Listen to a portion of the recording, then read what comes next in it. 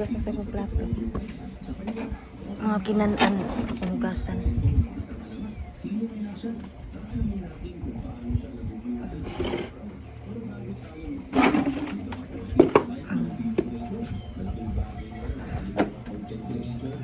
Hugas ko plato mga kababayan.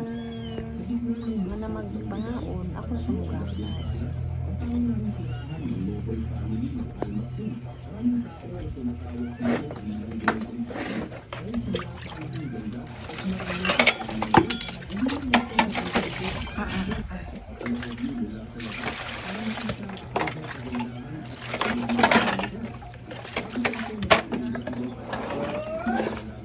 Lakaw na.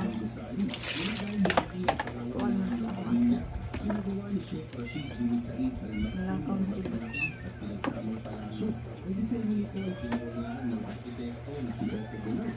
Mula noon, naging simbolo na ito ng kapangyarihan at yaman ng Dubai.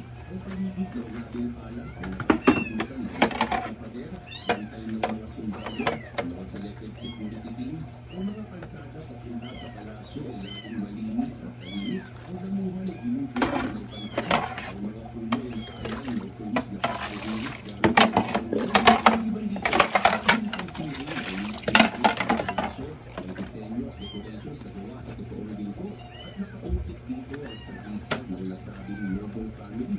Samantala sa gabi, sa leading ang mga hangat, ang view. Ang mga ilaw ay nakatutok sa gate, kaya kumikislap ito na tila tunay na ginto sa ilalim ng dilim. May disenyo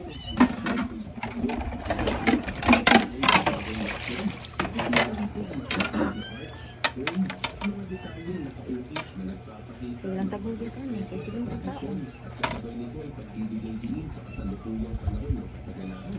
Ayon sa mga taong nabigyan ng bihirang pagkakataon, makapasok sa loob, ang mga rules na papalamutian ng ginto, marble, fencing, Alam mo kayo mga kabayan, nagsipin ang Diyos na akong ipos ba? Mawag ko niya ako ipos sa rin. Luto, kaon, gas plato, sayo, nulib. Mawag na ako ito. Naram ko sa balay. Ako ko sa layo, magbito-bito. Wala pa rin ko suwi. Ano na sa ako ibito? Sige may buong. Kasi kaya siya nga gas plato ko dito. Mama niya akong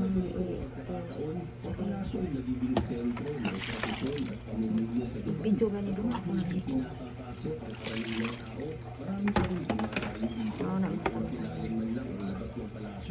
Karaniwang pinipili ng mga turista at residente ang umaga at hapon upang